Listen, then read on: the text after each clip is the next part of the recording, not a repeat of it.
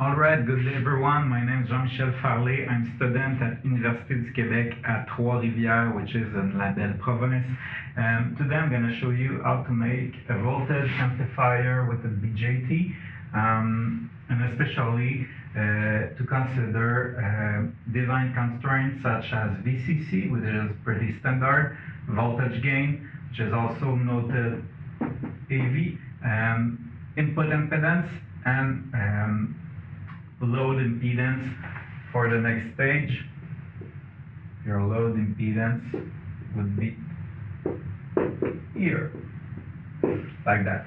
I'm doing this video because I haven't seen yet a video that shows how to consider the four constraints all at the same time, which is kind of a pain in the ass if you don't know how to do it. And usually what is typical university homework, and typical teachers will show you some analysis examples and then tell you, oh yeah, do the conception, and not show you how to do the conception, and so sometimes it gets a bit messy. So the first step is to decide our output impedance, which is here. We'll call it Z out. So there's two rules. There are two standard ways to do it. The first one, Z out will equal Z load, and then the gain of the total thing will be divided by 2, which is all right if you know it before. If you decided in your design, you just do here 14 in our example, times 2, 28, and you go with it. Second rule, 10 times Z out smaller or equal to Z load, and then what you can do is that you can ignore Z load. It's an approximation. At the end of the video, I'm going to show the full formula for no approximation, but now we're going to go for this way of doing it. And so Z load, the Z out, pardon me, will be equal to 30K divided by 10, so it will be equal to 3 kilo ohm. So here's 3 kilo ohm. And then, simply put, the other approximation is that the collector resistance, which is here, is equal to Z out. So in our case, it will be equal to 3 kilo ohm. Once again, this is an approximation. It is not the exact formula. It's not the exact calculation. But it's going to do for now. I'm going to show it at the end. So number 1, collector resistance. Number 2, we need the collector current here that we will call IC. I stands for intensity. And so, to decide what we want as a collector current, we need to decide what we want as a voltage across the resistor. A good value would be 40 to 45% of VCC. Here we'll take 40%. So VCC 10 volt. So 10 volt times 40% is equal to 4 volt, would be equal to VRC, or the voltage across the resistor. Now to find IC, IC is equal to VRC on RC, equal to 1.33 milliamps. So we can write it here, milliamps. So this is our second step. 2, going well. Third step, the gain, that is the voltage gain, that is also noted AV. What we need to know is that inside the transistor, it's imperfect, there's a resistor in the emitter. That's why the thing heats up when working. and we will note it small RE. It is equal to 26 millivolts divided by IE, the current across the resistor. IE is approximated by IC, or the real formula, this one we're doing it real, is IC times beta plus 1 divided by beta. What is beta? It's the current gain of the transistor. You find it in the data sheet. For this example, at 1.33 milliamps, a good transistor general purpose is the 2N3904, and its beta around this current is about 70. So we'll use 70 for the example, but if you're not sure of the beta of a small signal transistor, go for 100. If you're using power transistor for power stage, then the beta is well over 10, 20, 30 for these types of transistors. So check the data sheet. If you're not sure, check the data sheet. So this gives us an IE of 1.35 virgule. What a Frenchism, an Anglicism? In French, it's virgule. That's a comma in English. 1.35 milliamps. So this gives us, I'll put it there, 19.4 ohms. So the formula for AV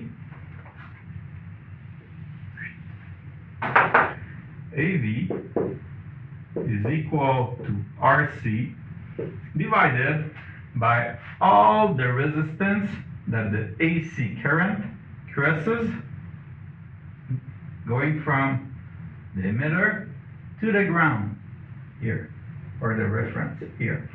So all the resistance it crosses here.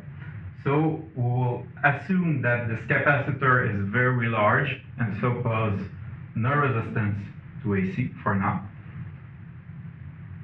And so it gives 3K divided by 19.4. It gives a gain of about 155.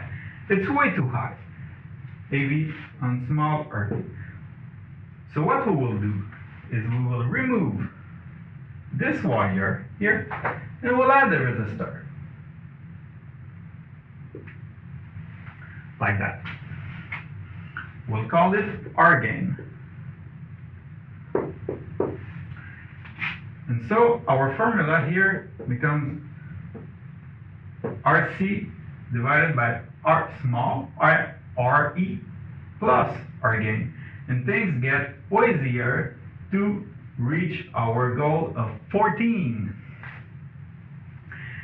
So when you isolate R gain, you find that R gain is equal to 195 ohm.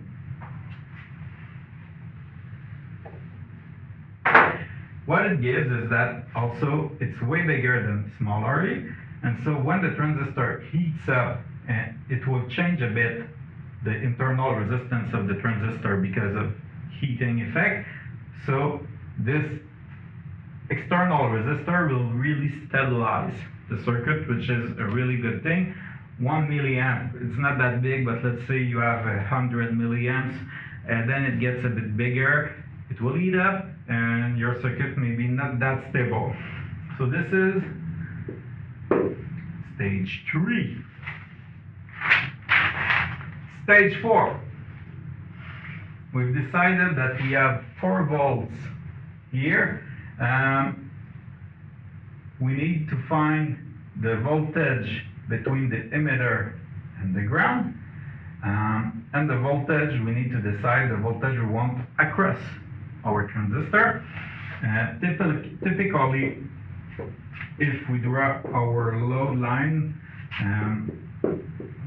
what is a load line? It shows how the transistor operates.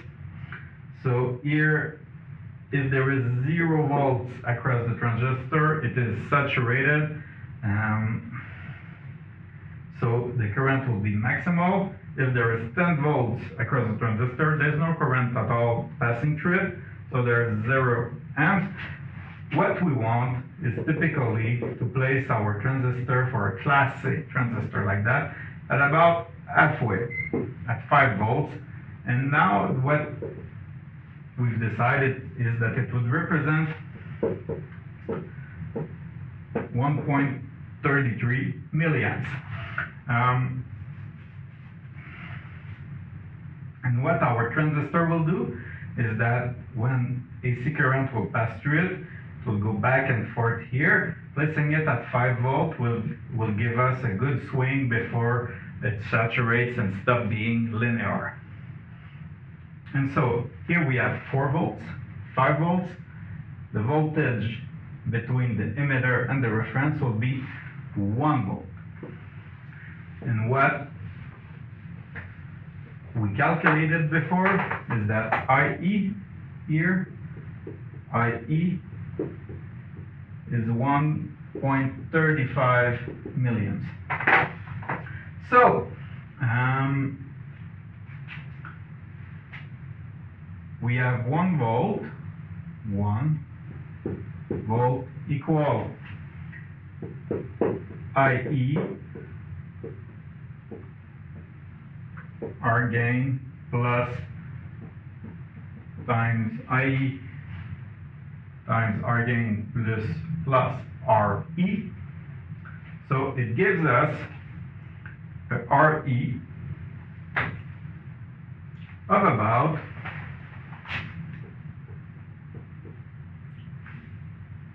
541 ohms. And this is our 4th step.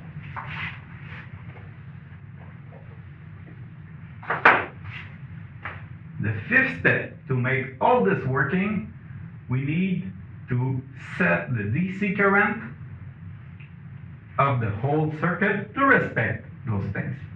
Note that because there's coupling capacitors at each way, the DC current here won't go into the next load because the coupling capacitors block it. So here we have 1 volt. This thing here, a transistor, is 2 diodes. So if we're going up the diode, we have plus 0.7 volts. So here, the voltage of the base is about 1.7 volts. So what we need to do is make a voltage divider that puts the base at 1.7 volts. And what it will do is that current will flow through the emitter. We will get 1 volt here, and 1 volt across our resistance will set the current we need for this thing to work the way we want it to work. So our formula is VB equals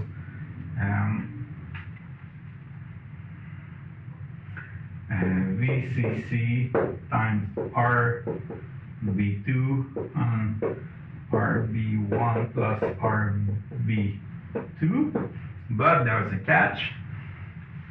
Here we have the constraint of the input impedance.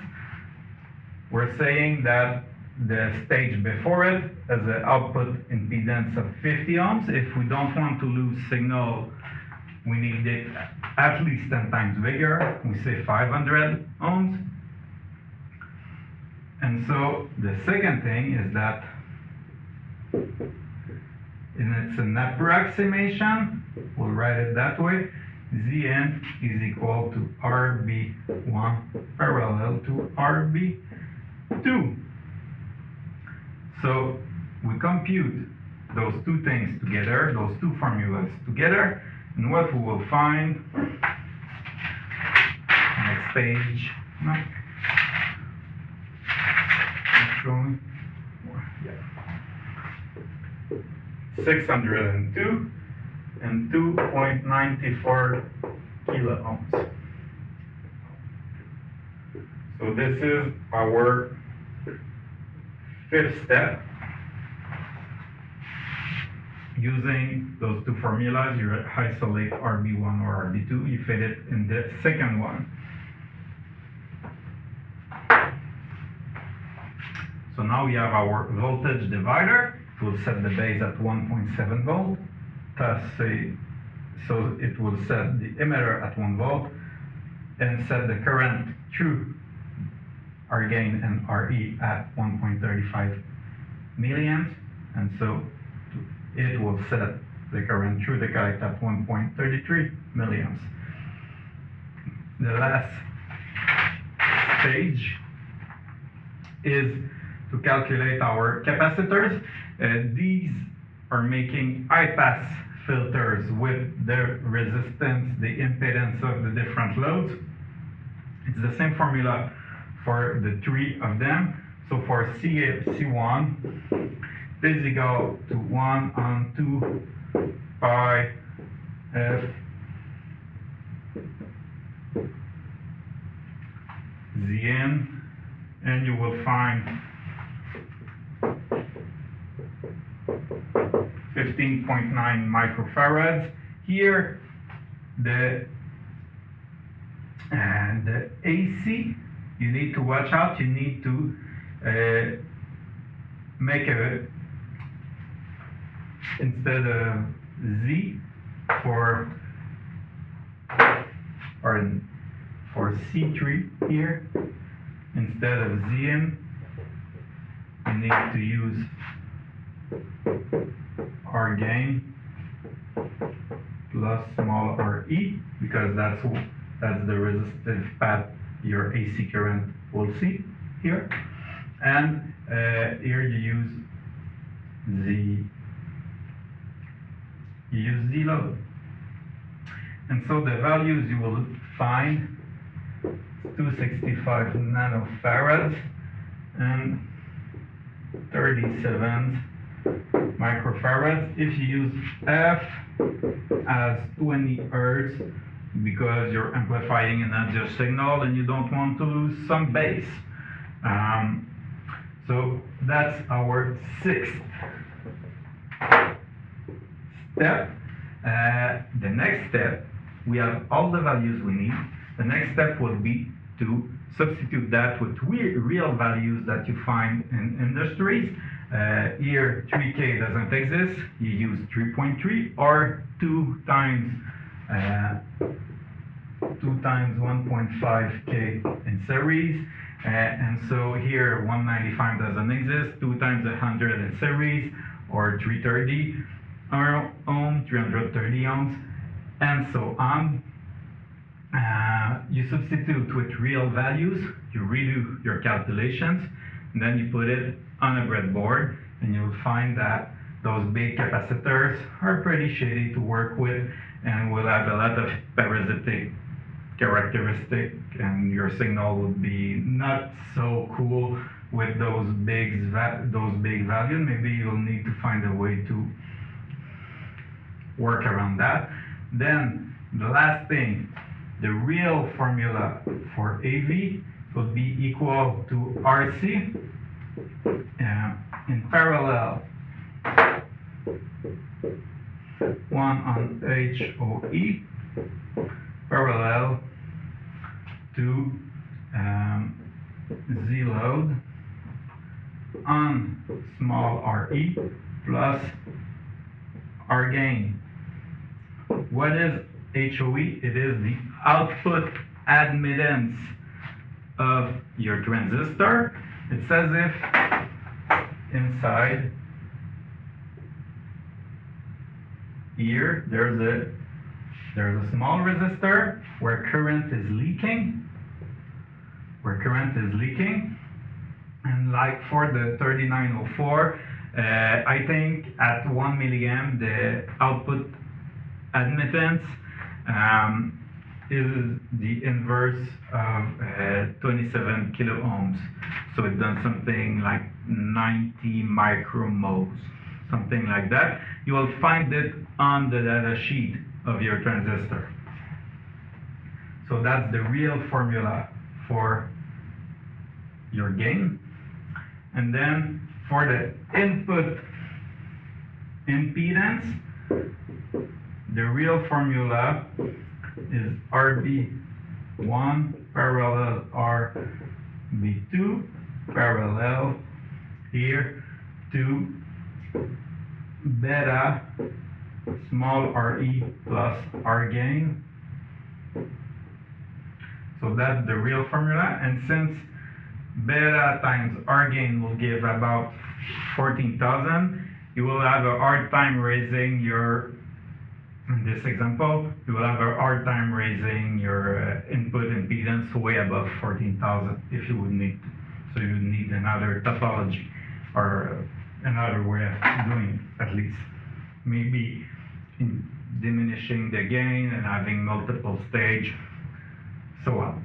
So this is advanced consideration you can take into account if you need a really precise voltage amplifier stage. So hope it helps you with your homeworks as an electrical engineering student. I'm Jean-Michel, student at Université du Québec à Trois-Rivières. Have a good day.